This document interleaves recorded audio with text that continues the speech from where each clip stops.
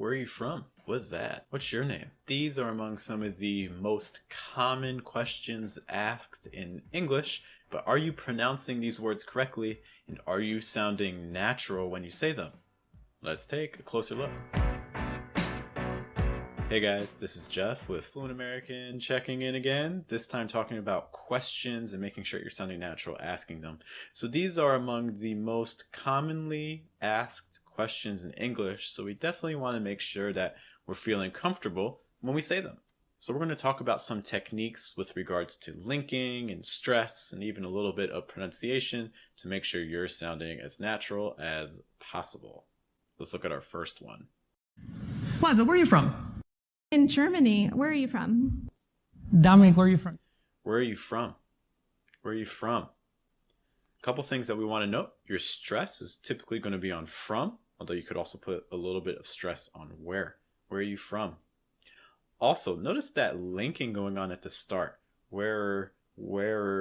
Now you can say where are. There's nothing wrong with that. You'll hear some people pronounce it that way, especially if they're speaking slower. But typically what's going to happen is you're actually going to kind of link those R's together a bit. Where, almost sounds like wearer. Where are you from? Where are you from? Also note that you can get reduced to like y. So you may hear where are you from? Or you may hear where are you from? You're from. How about this next example? Don't forget to subscribe to the channel. What is that? What is that? What is that? What is that? What is that? Or, what's that? What's that? Either of these forms can work. If you say, what is that? Notice that that T on what is going to take on a fast D sound. And it's going to link with the I. So it's going to sound like, what is that? What is that? Another thing you want to be careful of is that Z sound on is. Make sure that you hold the Z long enough before you get to the TH. Otherwise, you may end up with a lisp sound. So again, it's not what is that, it's what is that. What is that? Hold the Z sound long enough before the TH. Your stress is going to be on that. Also, like we said earlier, you can also use the contracted form, as in, what's that? What's that? How about our third one? Woohoo! Did you have fun? Did you have fun? Did you have fun today? Did you have fun? Did you have fun? There's lots of possibilities for this. You could say, did you have fun? There's nothing wrong with that, but typically you're going to get a lot more reductions and a lot more linking. Notice what happens to the start. Instead of saying, did you, it's much more common to hear, did you? Did you? Notice that j sound between the D and the Y. Did you? Or just Jew, like did you have fun? Or you may even get more reductions and more linking throughout that first half of the sentence really. Jav. Notice that like jav is like did you have fun? Jav fun.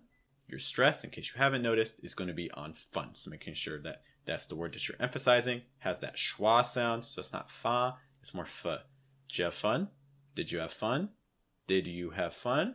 Those are your most common ways of hearing that. By the way, if you're finding this exercise helpful and you want to get some feedback on your pronunciation every single day, you should check out our Telegram group where every day we do challenges just like this and you can make recordings and get feedback from me. Find out more information at patreon.com/fluentamerican. And what's your name? What is your name? What's your name? What's your name? What's your name? You could also say, what is your name? What is your name? So again, contractions are probably going to be the most common way to do this, like what's your name? What's your name? Stress again on name. But you can also have a more full form with a fast D sound, linking what is. What is your name? What is your name? What is your name? What is? You may hear this with a rising intonation, but you may also hear this with a falling intonation. Falling is probably a little bit more standard, like what's your name? What's your name? But maybe, for instance, you said your name, but people didn't hear you, so they may say, what's your name? What's your name? That's again if maybe you already stated it, and they're just trying to clarify. Where do you live? Said, where do you live? Where do you live? And Where do you live? Where do you live? You could also just say, where do you live? Where do you live? But you're often going to hear native speakers say something like, where do you live? Where you live. A lot of times what's happening is you're actually chopping off that do. It's just like where you live. Where you live.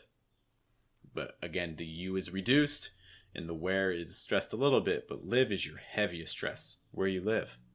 How have you been? How have you been? How you been? How have you been? How have you been? Or how have you been? How have you been? But again, in a normal conversation with maybe a faster pace, you're probably more likely to hear how have you with the contracted form and the reduced you. So instead of saying how have you, a lot of times you'll hear how have you or how have you, how have you, how have you been, how have you been. Stress on been with the short I sound. How have you been? You may even hear this reduced even further, taking off the have. Just how you been, how you been. Instead of how have you been, you may hear some native speakers that just say how you been. How much is it going to cost? So how much is it? And how much is it going to cost? How much is it? How much is it? Stress on much. How much is it? How much is it? You do get some linking here. So you're going to get some linking on the ch on much and that I on is. It's like chiz. How much? And then you're going to get some more linking at the end. It's like zit. That z sound is going to link onto it. It's like how much is it? How much is it? How much is it? And how about our last question? What do you think of? What do you think? What do you think? What do you think? What do you think? Or what do you think? What do you think? If you're pronouncing more every single word individually, but I think you're going to be more likely to hear some reductions, especially in a more normal speech pattern. So what are those reductions? Instead of saying what do you, typically it's going to become what do ya? What do ya? So a schwa sound. Duh, ya. What do ya? What do you think? And your stress is on think. Think. What do you think?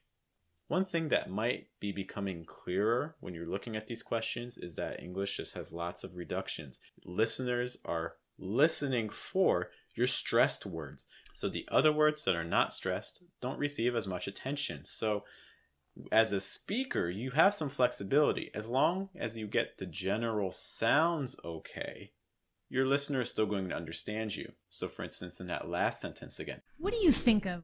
What do you think? What do you think? you can even just say like, waya, waya, waya. That's all vowel sounds. Waya, waya, waya. There's no consonant sounds in that.